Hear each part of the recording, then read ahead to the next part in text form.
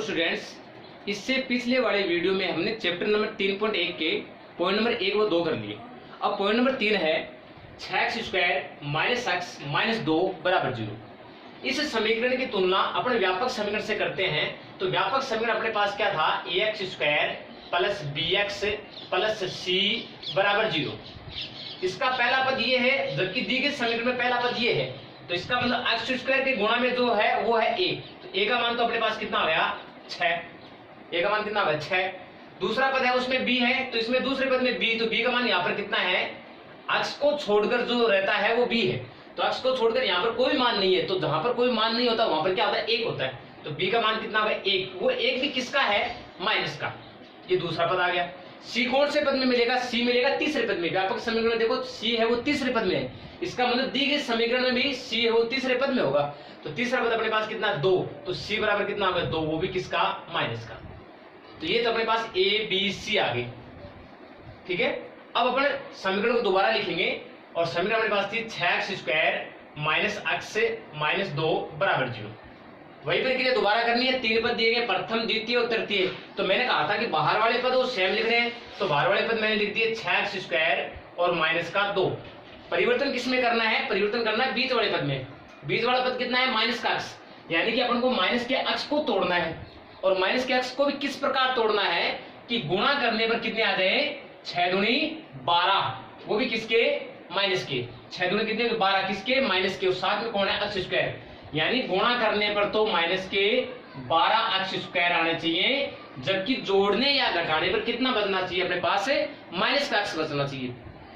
तो मैं यहाँ पर 2 टुकड़े करूंगा, माइनस का 4x और प्लस का 3x।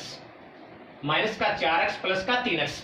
तो माइनस के 4x में से जब आप प्लस का 3x जोड़ोगे, या ये मान लो कि बड़ी संख्या माइनस का 4x है, उसमें से 3x गया तो कितना अक्ष बचा, माइनस का अक्ष बचा। तो जोड़ने घटाने पर माइनस का अक्ष तो आ गया।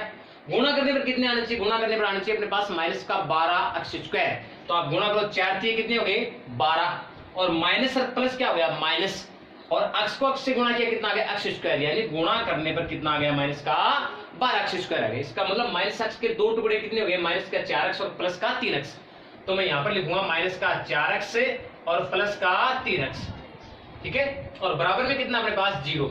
अब अगर अपने इसके टुकड़े ऐसे करते हैं, मान लो कि मैं इस 4x को प्लस का करता, 3x को माइनस का करता, तो 4x में से 3x घटता तो अक्ष बचता प्लस का, जबकि अपन को क्या चाहिए था, माइनस का अक्ष चाहिए था। इसलिए मैंने बड़ी संख्या को किसका किया, माइनस का, और छोटी संख्या को किसका किया, प्लस का।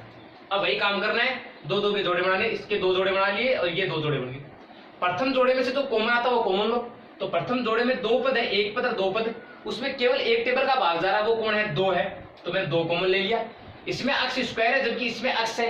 मैंने क्या कहा था सर कि छोटी घात कॉमन लेनी, तो इसमें x की घात 2 है, इसमें x की घात 1 है, तो मैं x कॉमन लूंगा।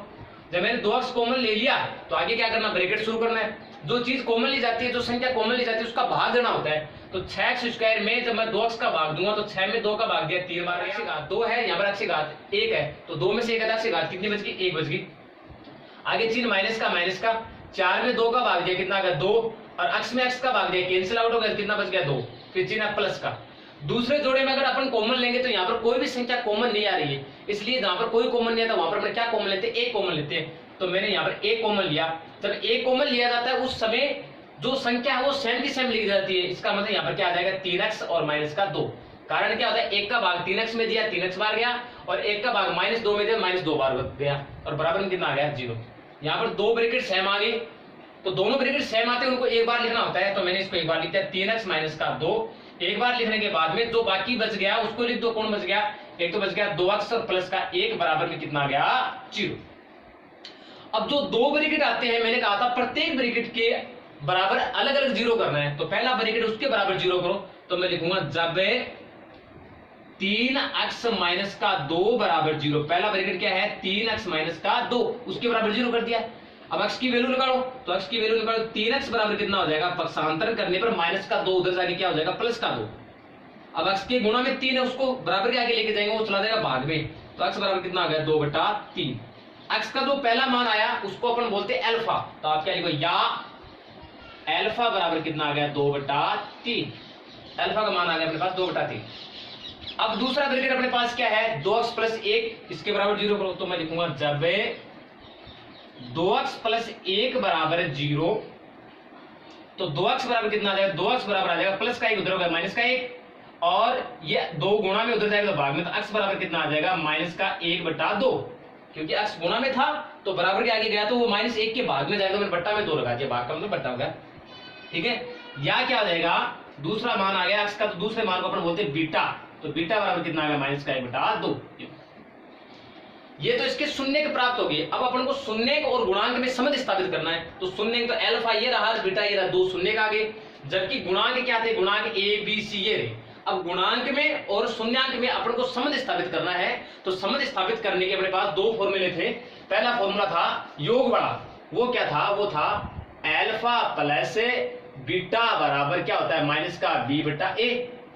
अल्फा का मान रखो, अल्फा का मान है मेरे पास 2/3, आगे चिन्ह है प्लस का, प्लस लगा दिया। बीटा का मान देखो, बीटा का मान है माइनस का 1/2, तो मैं माइनस का 1/2 रखूंगा, 2 चिन्ह आगे तो 1 को ब्रैकेट में बंद कर दूंगा, और बराबर में क्या हो जाएगा माइनस, तो माइनस बी का मान देखेंगे तो बी का मान है माइनस का 1, तो फिर 2 चिन्ह आगे इसको ब्रैकेट में बंद कर दूंगा, और बट्टा में ए का मान अपने पास कितना 6। अब इसको सरल करेंगे, सरल करके ये हो जाएगा 2/3, और ब्रैकेट को हटाओगे तो प्लस और माइनस क्या हो जाएगा माइनस, और फिर क्या हो जाएगा 1/2 बराबर, ब्रैकेट को हटाओगे माइनस से माइनस क्या हो जाएगा प्लस, तो प्लस का 1/6। जब एक संख्या होती है तो उसके प्लस लगाने की कोई आवश्यकता नहीं होती है, वो वैसे ही प्लस की मानी जाती है। अब इसको सरल, इसका लघुत्तम आएगा अपने पास 3 और 2 का लघुत्तम एलसीएम कितना आएगा, वो आएगा 6। तो 3 का भाग 6 में दिया 2 बार, 2 दूनी ऊपर कितना हो गया 4, आगे चिन्ह माइनस का है, 2 का भाग 6 में देंगे तो 3 बार जाएगा, 3 को 1 से गुणा करेंगे कितना हो गया 3, और बराबर में कितना हो गया 1/6। 4 में से 3 घटाना है, तो 4 में से 3 गया, कितना बचा अपने पास 1, और बटा में कितना 6, और बराबर में कितना आ गया 1/6। दोनों साइड बराबर आ गई, यानी LHS और RHS बराबर आ गई। इसका मतलब अपना योग वाला संबंध है वो सत्य है, तो यहाँ पर पहला संबंध सत्य हो गया, संबंध सत्य है। कौन सा, योग वाला। अब अपन दूसरे संबंध की जांच करेंगे। दूसरा संबंध अपने पास था गुणा वाला। गुणा वाला संबंध क्या है, अल्फा गुणा बीटा, क्योंकि सूत्र याद रखना है कि अल्फा गुणा बीटा बराबर क्या होता है c/a। ये 2 फॉर्मूले थे, ये अपन को याद रखने, पहला योग वाला है, दूसरा गुणा वाला। अल्फा का मान अपन देंगे, अल्फा का मान अपने पास था 2/3, आगे गुणा का चिन्ह है, गुणा लगा दिया। बीटा चाहिए तो बीटा का मान मेरे पास कितना है माइनस का 1/2, 2 चिन्ह आगे तो 1 को ब्रैकेट में बंद कर दिया, और बराबर में सी का मान मेरे पास कितना है, सी का मान मेरे पास है माइनस का 2, और बट्टा में ए का मान कितना है, ए का मान है 6। इसको सरल करेंगे तो ये हो जाएगा 2 ऊपर 2 नीचे, 2 से 2 कैंसिल आउट हो गया, ऊपर कितना बच गया 1, और बट्टा में कितना बच गया 3, वो भी साथ में किसका बच गया माइनस का। बराबर में देखो 2 के पहाड़े से 2 एकम 2, 2 3 6, यानी कितना बच गया 1/3, वो 1/3 भी किसका हो गया माइनस का। ये LHS और RHS दोनों बराबर आ गए, इसका मतलब संबंध क्या है, सत्य है। ये संबंध सत्य है।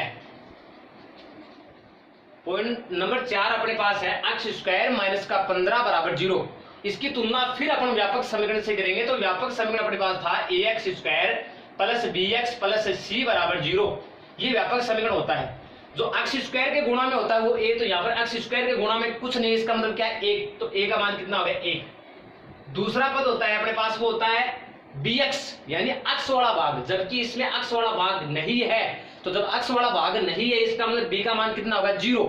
जो भाग नहीं होता है उसको अपन को 0 मानना है, तो इसमें bx है लेकिन इसमें अक्ष वाला भाग नहीं है, इसका मतलब b का मान कितना हो गया 0। फिर है c, तीसरा मान, यानी कि बिना अक्ष वाला। तो बिना अक्ष वाला कौन है, ये पद है, इसका मान कितना, ये है माइनस का 15, इसका तो c का मान कितना हो गया माइनस का 15। पहले अपन को a b c के मान निकालने हैं, उसके बाद में समीकरण को दोबारा से लिखना है। तो समीकरण हमारे पास थी x² माइनस का 15 बराबर 0। अब इसके अपन फैक्टर करेंगे, यानी कि गुणनखंड करेंगे। तो इसके गुणनखंड करोगे, तो गुणनखंड करने के लिए अपने पास 2 पद जब दिए होते हैं तो अपन क्या करते हैं, या तो कॉमन लेते हैं या फिर क्या करते हैं वो टुकड़े वाली विधि करते हैं, यानी बाहर वाले पदों को गुणा करने वाली विधि। लेकिन वो होते हैं 3 पदों में, तो यहाँ पर 3 पद नहीं है और यहाँ पर कोई संख्या कॉमन भी नहीं आ रही, इसका मतलब वो दोनों नियम इसमें नहीं लगेंगे। तो इसमें तीसरा नियम कौन सा लगेगा, जब संख्या कॉमन नहीं आए और 3 पद नहीं दिए गए हो, उस समय क्या होता है, उस समय होता है प्रथम पद के घात 2 है, दूसरा पद है उसके घात 2 नहीं है, तो मैं उसके घात 2 लगाऊंगा। तो मैं 15 को क्या लिख सकता हूं, मैं 15 को लिख सकता हूं √15 लगा के उसके घात 2 लगा दिया, क्योंकि किसी भी संख्या कि वर्गमूल के घात 2 लगाते हैं तो वही संख्या प्राप्त होती है। जब अपन इसका वर्ग करेंगे तो वापस अपने पास कितना हो जाएगा, 15 प्राप्त हो जाएगा। ठीक है, और बराबर में कितना हो गया, 0। अब यहां पर एक सर्व समीकरण लग गई, वो सर्व समीकरण क्या है, ए स्क्वायर माइनस बी स्क्वायर। सर्व समीकरण अपने पास क्या होती है, ए स्क्वायर माइनस बी स्क्वायर, यानी जब दो संख्याओं के वर्ग हो और बीच में माइनस का चिन्ह है तो दोनों संख्याओं को एक बार तो जोड़ देते हैं और एक बार दोनों संख्याओं क्या कर देते हैं, घटा देते हैं। और दोनों संख्या क्या होती है, घटाने और जोड़ने के बाद में मल्टीप्लाई में होती है। तो एक बार तो मैंने जोड़ दिया ब्रैकेट में बंद करके और एक बार मैंने ब्रैकेट में बंद करके क्या कर दिया, घटा दिया। ये सर्व समीकरण इसमें लगेगी। ठीक है, यहाँ पर प्रथम पद के घात 2 है माइनस द्वितीय पद के घात 2 है, तब दोनों पदों को एक बार जोड़ेंगे तो जोड़ूंगा तो यहाँ पर हो जाएगा x प्लस √15। एक बार तो जोड़ दिया, एक बार घटा देंगे तो एक बार घटाने का मतलब क्या, इसमें से x में से √15 को मैंने घटा दिया, बराबर में क्या हो गया, 0। बराबर में 0 प्राप्त हो गया। तो ये दो गुणनखंड आ गए, प्रथम और द्वितीय। दो गुणनखंड आती है, प्रत्येक के अलग अलग 0 रखना है। तो पहले अपने प्रथम की 0 करें तो x प्लस √15 बराबर 0 हो गया। तो x बराबर कितना आ गया, माइनस का √15। x का प्रथम मान होता है अल्फा, तो या अल्फा बराबर कितना आ गया, माइनस का √15। फिर बीटा के लिए दूसरा गुणनखंड क्या है, दूसरा गुणनखंड है x माइनस √15। तो इसके बराबर 0 करो तो x माइनस √15, x माइनस √15 बराबर 0। तो माइनस के √15 उधर गए, किसके हो गए, प्लस के। तो x बराबर कितना आ गया, √15, या बीटा बराबर कितना आ गया, √15, क्योंकि x का दूसरा मान है और x का दूसरा मान क्या होता है, बीटा। अल्फा आ गया, बीटा आ गया। जैसे अल्फा और बीटा आ गए, अपन को क्या करनी होती है, जांच करनी होती है गुणांकों और शून्यांकों के बीच। पहले शून्यांक निकालो और उसके बाद में जांच करनी है। तो शून्यांक आते हैं पर जांच करेंगे, तो जांच के लिए अपने पास वही दो नियम है। पहला नियम क्या था, पहला नियम था योग नियम। वो क्या कहता है, अल्फा प्लस बीटा बराबर कितना होता है, माइनस का b बटा a। सूत्र एक बार याद रखना है, बार बार यही सूत्र काम आएंगे अपने पास। तो अल्फा प्लस बीटा, तो अल्फा का मान मेरे पास कितना है, माइनस का √15, चिन्ह है प्लस का। बीटा का मान मेरे पास कितना है, √15, और बराबर में माइनस b का मान मेरे पास कितना है, 0। तो 0 और बट्टा में a का मान मेरे पास कितना है, 1। ये माइनस के √15 और प्लस के √15 कैंसिल आउट हो गए, तो यहाँ पर तो बच गया 0। और 0 में मैंने जब 1 का भाग दिया तो यहाँ पर आ गया 0, यानी LHS और RHS दोनों बराबर आ गई। तो योग वाला संबंध सत्य है। अब अपन करेंगे गुणा वाला संबंध। तो गुणा वाला सूत्र क्या था, अल्फा गुणा बीटा बराबर क्या होता है, अल्फा गुणा बीटा बराबर होता है c बटा a। तो अल्फा का मान मेरे पास है √15, वो भी किसका, माइनस का। फिर गुणा बीटा का मान मेरे पास कितना है, बीटा का मान प्लस का √15, तो प्लस के √15। ठीक है, बराबर में कितने आ गए, c का मान मेरे पास है माइनस का 15 और बट्टा में c का मान ये रहा माइनस का 15। a का मान कितना है, 1, तो a का मान मैंने रख दिया 1। तो √15 को √15 से गुणा किया, 15 आ गया। जब दो संख्या एक जैसी हो, दोनों के अंडरूट हो तो उसका अंडरूट हट जाता है। तो √15 को √15 से गुणा किया तो अंडरूट हट गया, क्या बच गया 15। साथ में चिन्ह किसका है, माइनस का, तो माइनस का चिन्ह लगा दिया। बराबर में -15 में 1 का भाग दूंगा तो वही संख्या आ जाएगी, माइनस का 15। तो ये LHS और RHS दोनों बराबर आ गई, तो अपना संबंध सत्य है। तो संबंध सत्य प्राप्त हुआ। पॉइंट नंबर 5 अपने पास है x² minus √3 plus 1 into x plus √3 बराबर 0। इसमें 3 पद है, तो 3 पद वाली वही प्रक्रिया करनी है अपने को। बाहर वाले जो पद है वो सेम लिखने हैं। तो बाहर वाले पद कौन है, एक तो x² है और एक प्लस का √3 है, और बराबर में कितना आ गया, 0। बराबर, तो बाहर वाले पद को गुणा करने पर मेरे पास कितना आना चाहिए, गुणा करने पर मेरे पास आना चाहिए √3x²। तो गुणा करने पर √3x² आना चाहिए। बीच वाले पद के टुकड़े ऐसे करेंगे, तो बीच वाले पद के टुकड़े करोगे तो बीच वाला पद क्या है, माइनस का √3 प्लस का 1 इंटू x। तो इस सवाल को याद रखने का सबसे बेस्ट तरीका है, इसके टुकड़े करने की आवश्यकता नहीं, इसका ब्रैकेट हटा दो। जब इसका ब्रैकेट हटाओगे तो यहाँ पर आ जाएगा माइनस का √3, और माइनस √3 को x से गुणा किया तो माइनस का √3x हो गया। माइनस को प्लस 1 से गुणा किया तो ये माइनस का 1 और साथ में कौन आ जाएगा, x। ठीक है, ये दो टुकड़े हो गए, इसके दो भाग हो गए, प्रथम भाग और द्वितीय भाग। दोनों को गुणा करो, जब दोनों को गुणा करोगे आप तो माइनस को माइनस से गुणा किया तो ये होगा प्लस। ठीक है, √3 को 1 से गुणा किया तो ये होगा √3, और x को x से गुणा किया मेरे पास आ गया x²। गुणा करने पर मेरे को ये चाहिए था प्लस का √3 x²। तो ये गुणा करने पर आ गया और पद सेम है, तो मैं इसके टुकड़े क्या हो गए, मेरे पास टुकड़े हो गए माइनस का √3 अक्ष और माइनस का 1 अक्ष, ये लो। ठीक है, अब वही काम करना, दो दो के जोड़े बनाने, तो प्रथम जोड़ा ये हो गया, द्वितीय जोड़ा ये हो गया। ठीक है, प्रथम जोड़े में से जो संख्या कॉमन आती है वो कॉमन लो, यहाँ पर कोई संख्या कॉमन नहीं आ रही है, जबकि चर कॉमन आ रहा है। चर कौन है, अक्ष, तो मैंने अक्ष कॉमन ले लिया। जब अक्ष स्क्वायर में से अक्ष बाहर आ गया तो मेरे पास बच गया अक्ष, चिन्ह किसका आगे माइनस का, अक्ष बाहर आ गया, बचा कौन √3।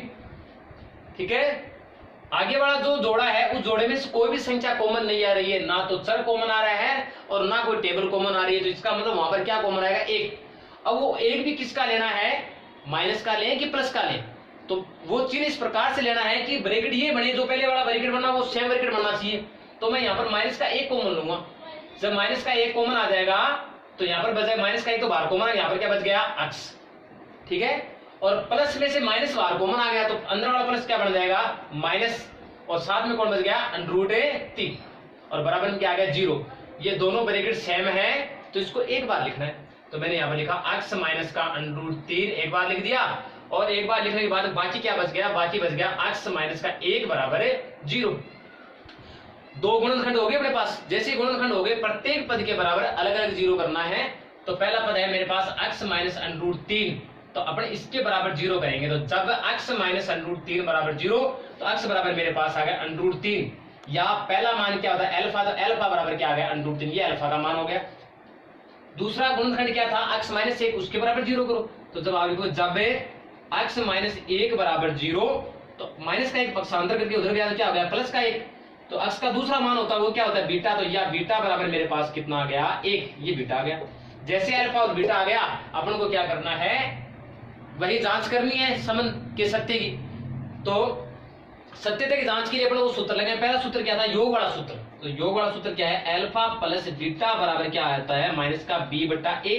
मेरे पास अल्फा आ गया और बीटा आ गया, बात रही ए और बी की, तो ए और बी अपना डायरेक्ट लिख सकते हैं। देखो अल्फा का मान मेरे पास है √3 प्लस बीटा का मान मेरे पास है 1, अल्फा की जगह अल्फा रख दिया, प्लस का चिन्ह आगे बीटा का मान 1 था 1 रख दिया, बराबर में चिन्ह किसका, माइनस का, और बी क्या होता है, जो अक्ष के गुणा में होता है वो बी होता है, तो यहाँ पर ये समीकरण ये इसके अक्ष के गुणा में कौन है, √3 + 1 है, वो भी किसका, माइनस का, तो ये पूरा बी है, ये पूरा क्या है, बी, अक्ष के गुणा में जो होता है वो बी।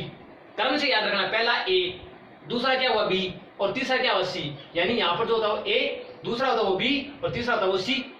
तो ए का मान तो मेरे पास 1 है, और बी का मान कितना है, अक्ष को छोड़ दो, अक्ष को छोड़ दो जो बच गया वो बी है, तो बी का मान कितना है, माइनस का √3 और प्लस का 1, दो ब्रैकेट हो गए, सॉरी दो चिन्ह हो गए, तो मैं दोनों को ब्रैकेट में बंद कर दूंगा, एक को ब्रैकेट में बंद कर दूंगा, और बट्टा में क्या आ गया, बट्टा में ए का मान मेरे पास कितना है, ए का मान मेरे पास है, यहाँ पर अक्ष स्क्वायर गुणा में कुछ नहीं था, ए का मान कितना, 1 रख दिया, सरल करो, ये हो गया मेरे पास √3 + 1, इधर सेम रख दिया, इधर सरल करो, माइनस माइनस क्या होगा प्लस, यहाँ पर ऊपर आ गया √3 + 1, और उसमें 1 का भाग दिया तो सेम संख्या आ गई। देखो इधर है √3 + 1 और इधर भी √3 + 1, दोनों क्या हुए, बराबर है, इसका मतलब योग वाला संबंध सत्य है। अब गुणा वाला संबंध, तो गुणा वाला संबंध क्या था, अल्फा गुणा बीटा बराबर क्या होता है, c/a।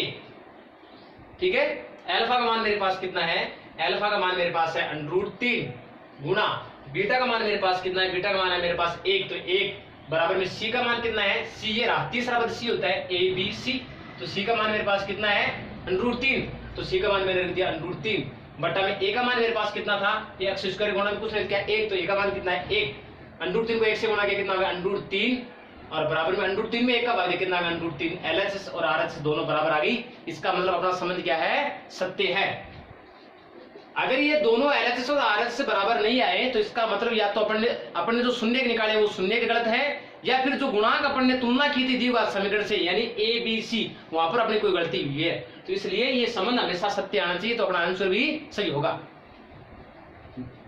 अब है 3.1 का क्वेश्चन नंबर 2, वो क्या है कि द्विघात बहुपद ज्ञात कीजिए यदि शून्यांकों का योग व शून्यांकों का गुणनफल दी गई संख्या है, यानी कि अपन को शून्यांकों का योग दे दिया और शून्यांकों का गुणनफल दे दिया, अब अपन को निकालने क्या है, अब अपन को द्विघात बहुपद निकालना है, यानी कि द्विघात समीकरण निकालनी है। जबकि पीछे वाले सवाल में क्या था, द्विघात समीकरण दी हुई थी और अपन शून्य के ज्ञात कर रहे थे, अब उसका अपोजिट उल्टा कर दिया, शून्य के देकर द्विघात समीकरण पूछ ली, तो शून्यांकों के योग दे रखे हैं और शून्य को योग क्या है, पहला योग है अपने पास, पहला दे रखा है अल्फा प्लस बीटा बराबर दे रखा है -3।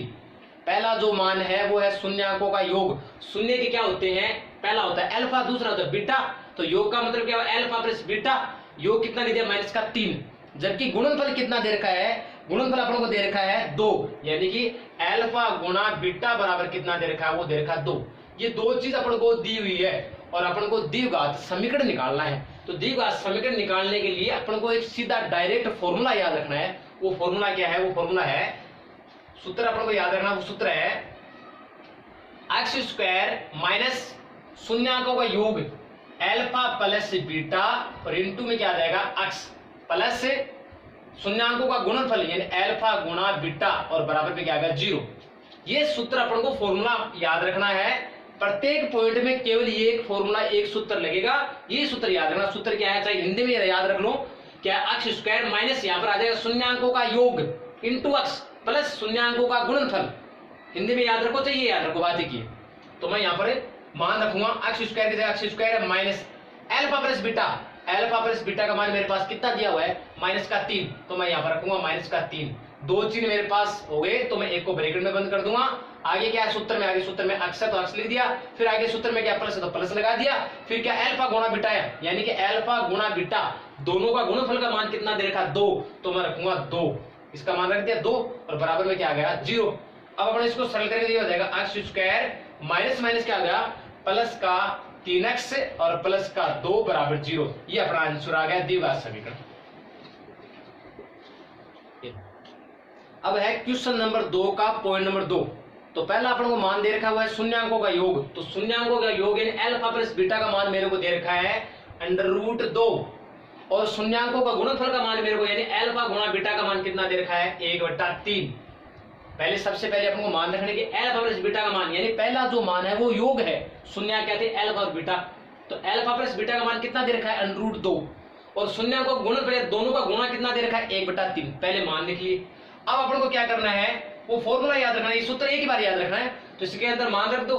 तो x² की जगह x², आगे चिन्ह किसका है माइनस का, अल्फा प्लस बीटा का मान मेरे पास कितना है √2। तो अल्फा प्लस बीटा की जगह मैंने रख दिया √2 और x का मान मेरे पास कितना है, x का मान मेरे पास है, x की जगह x रखना है, x की जगह x रखना सॉरी, और प्लस अल्फा गुणा बीटा यानी गुणनफल कितना दे रखा है अल्फा गुणा बीटा का मान दे रखा है 1/3 बराबर 0। ठीक है। अब ये द्विघात समीकरण नहीं मानी जाएगी, कब तक, यानी बट्टा में कोई संख्या नहीं रहनी चाहिए। अगर बट्टा में कोई संख्याएं हैं तो उनका लघुत्तम लेके उस पूरी संख्या से गुणा कर दो।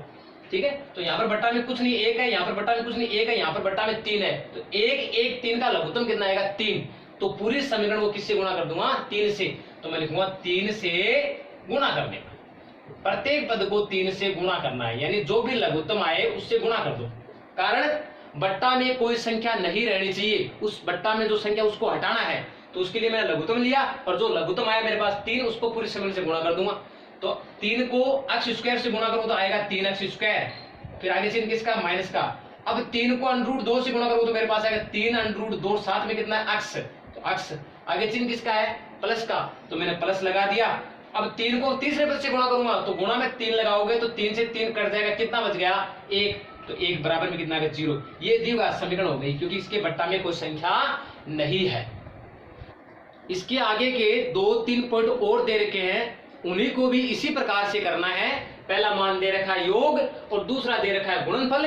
ये सूत्र याद रखो और सूत्र में अल्फा प्लस बीटा की जगह उसका मान रख दो और अल्फा गुणा बीटा की जगह उसका मान रख दो। अगर बट्टा में कोई संख्या है तो गुणा कर दो और गुणा करने पर बट्टा में कोई संख्या नहीं रहनी चाहिए, जो लास्ट में जो समीकरण बढ़ जाएगी वो क्या होगी द्विघात समीकरण होगी।